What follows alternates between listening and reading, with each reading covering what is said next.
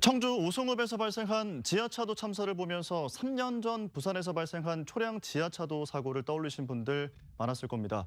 당시에도 순식간에 지하차도가 빗물에 잠기면서 차량이 빠져나오지 못했고 3명이 목숨을 잃게 됐습니다.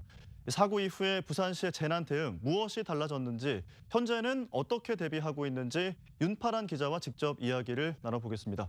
윤파란 기자, 이번 참사를 보면서 이 3년 전 부산의 지하차도 참사를 떠올리게 된 이유가 뭘까요? 네, 먼저 두 가지 정도로 비슷한 점을 압축할 수 있겠습니다. 예. 첫 번째는 폭우 속에 지하차도가 실시간으로 잠기고 있는데도 아무런 교통 통제 조치가 없었다는 점입니다.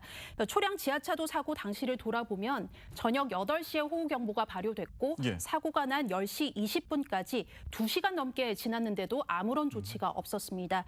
물론 침수 대비 매뉴얼은 있었습니다. 담당자는 CCTV를 계속 모니터링하면서 교통 통제 여부를 판단하고 또 출입 금지 문구도 표시를 해야 되지만 이를 지키지 않은 겁니다. 예. 두 번째는 방제 시설이 아예 없거나 제대로 작동을 하지 않은 점인데요. 오송 지하차도는 차량 차단 시설이 없는 상태였고 초량 사고의 경우에는 안내 전광판이 3년째 고장나 있는 상태였습니다. 그러니까 교통 통제가 이루어지지 않았고 지켜야 할 규정이 있었는데 이것도 좀 지켜지지 않았다, 이런 네, 말씀이신 맞습니다. 거죠? 자, 3년 전 사고 이후에 부산시의 재난 대응은 어떻게 바뀌었습니까? 네, 2020년 초량 사고가 더 큰 비판을 받았던 이유는 2014년에 동래구 우장춘로에서 지하차도 침수 사고로 시민 2명이 목숨을 잃은 사고가 있었기 때문입니다. 예. 초량 지하차도 사고의 경우 동구청과 부산시 공무원 11명이 무더기로 기소가 됐고 또 일부는 1심에서 실형 선고까지 받은 상태입니다. 부산시는 이후 과도할 만큼 또 선제적으로 조치를 하겠다, 이런 자세인데요. 예. 지하차도 50곳에 원격 차단 장치가 모두 설치가 완료됐습니다. 행안부 지침에는 지하차도 침수가 15cm 정도 진행이 됐을 경우에는 도로를 통제할 수 있다, 이렇게 돼 있는데요. 예. 부산시는 침수가 시작되지 않더라도 예보 상황에 맞춰서 선제적으로 조치를 하고 있습니다. 실제로 오늘은 비가 많이 내리지는 않았는데 초량동과 반여동 또 온천천 주변 지하차도에 대해서 12곳에 대해서 통제를 해제하지 않았습니다. 그러니까 행안부의 지침보다 조금 더 선제적으로 대응을 하고 있다, 네, 이런 말씀이신 맞습니다. 거네요.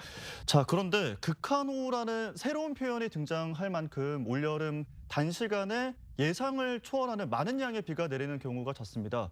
날씨를 예상하기 힘들어서 대비가 쉽지 않을 순 있겠습니다만 더 이상의 인명피해가 있어서는 안 될 것 같은데요. 네, 최근 보면 기후변화가 체감이 될 정도로 예측 불허의 날씨가 계속 이어지고 있습니다.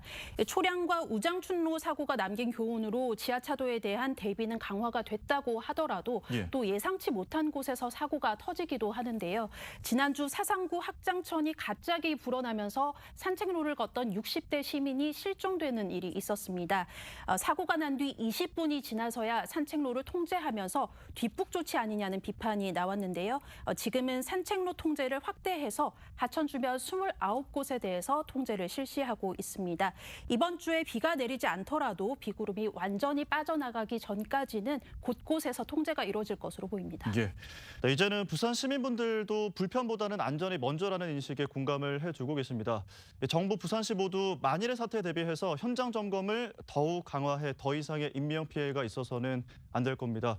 이번 주도 부산에 내리는 비의 양이 많을 걸로 예상되는 만큼 대비 잘 해주시기 바랍니다. 지금까지 윤파란 기자와 이야기 나눴습니다. 고맙습니다.